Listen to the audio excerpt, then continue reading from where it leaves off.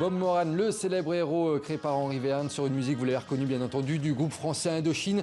Henri Verne, scénariste et romancier qui nous a quittés ce dimanche à l'âge de 102 ans. Et pour en parler avec nous de l'incroyable univers de Bob Moran et de son papa Henri Verne, Didier Passamonique, éditeur, journaliste et spécialiste de bande dessinée. Je suis ravi de vous avoir sur le plateau de TV5 Monde.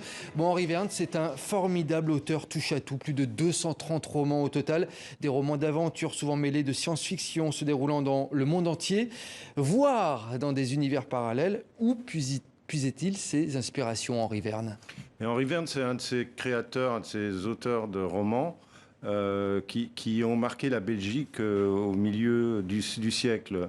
Un journaliste pas très futé l'a surnommé le Simon belge, oubliant que Simon est belge aussi. Mais donc il y a Simon, il y a Henri Verne, mais il y a aussi Stanislas André Steeman, il y a des gens comme Jean Van Hamme ou Jean-Michel Charlier. En fait, c'est un pays de grands raconteurs d'histoire.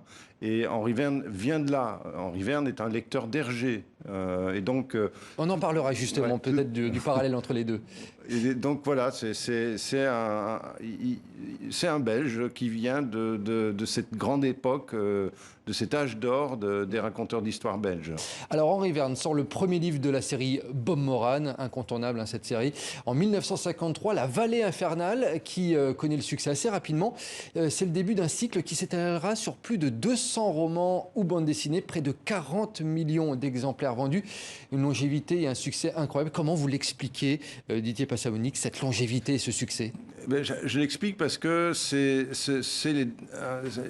un des derniers grands fabricants de mythes de l'époque. Et donc ce sont des aventures où on découvrait le monde, un monde encore inconnu, un monde, effectivement, on découvrait la science-fiction. C'est vraiment, comment dirais-je, une incarnation de ce qu'on appelait le mauvais genre. C'est-à-dire les bandes dessinées, les romans de gare, cette espèce de littérature vite lue, soi-disant vite faite, mais en réalité d'une grande tenue, parce qu'il avait une écriture très élégante, très belle, justement, quasi simononienne, c'est-à-dire qu'il savait bien typer les personnages, il savait créer des décors tout à fait extraordinaires.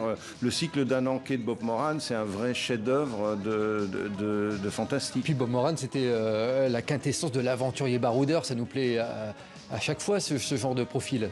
Absolument. Ça a été un petit peu perdu, comment dire, c'est un peu perdu de sa saveur avec le tourisme de masse où effectivement les gens avaient l'impression d'être eux-mêmes des Bob Moran parcourant le monde. Mais dans les années 50, 60, 70, ça devait vraiment plaire. Voilà, absolument. Mais Henri Verne a assez facilement contourné ça, justement, en donnant une dimension fantastique. Il faut lire ses histoires. Je veux dire, il vous raconte une histoire où il y a 7 golems qui se trimballent dans l'Everest, ou bien où il vous envoie Bob Moran au Moyen-Âge en train de chanter la mère de Charles Trenet à un parterre de troubadours, quoi. C'est impressionnant. Alors, Henri Verne disait lui-même de son personnage, il est un peu pantouflard, il aime le confort de son appartement. Au fond, il est un peu bourgeois. Mais avant tout, c'était un homme libre. Écoutez justement Henri Verne à ce propos. Il est libre, il n'a pas de famille connue, il n'est pas marié, il n'a pas d'enfants, il a eu des parents forcément, mais qui sont plus ou moins oubliés. Et il est tout le temps, il se jette toujours dans des aventures un petit peu, parce qu'il lui faut bien faire quelque chose. Bon, Henri Verne décrivait Bob Moran, mais est-ce qu'il ne décrivait pas un petit peu dans cette interview? Oui, c'est un mystificateur quand même. C'est-à-dire que les biographies d'Henri Verne, il y en a plusieurs. Il s'est un peu calqué sur un écrivain fantastique belge qui s'appelle Jean Rey et qui s'était inventé une biographie absolument extraordinaire. Donc dans la biographie d'Henri Verne, on ne sait pas trop ce qui est vrai, ce qui n'est pas vrai. Ce qui est sûr, c'est qu'il savait très bien raconter des histoires. Bon, en tout cas, Bob Moran, on doit l'évoquer, hein, c'est aussi un nom qui résonne dans nos oreilles avec la chanson L'Aventurier du groupe français Indochine en 82. Nicolas Sirkis a d'ailleurs rendu hommage sur Twitter à Henri Verne. Est-ce que vous savez ce qu'Henri Verne avait pensé de ce titre? Au début, il était un petit peu interloqué parce qu'il s'est dit « Ouh là là, je touche pas un radis de droit d'auteur ».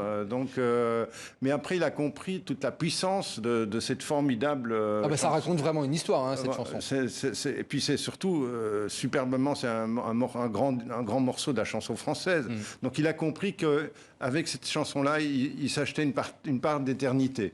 Une part d'éternité, ça c'est sûr. C'est une chanson en tout cas qui est jouée encore et toujours et qui risque de l'être pendant encore de nombreuses années. Merci beaucoup en tout cas Didier Passamonic d'être venu saluer la mémoire d'Henri Verne et ce personnage haut en couleur qui est Bob Moran. Merci beaucoup. Merci.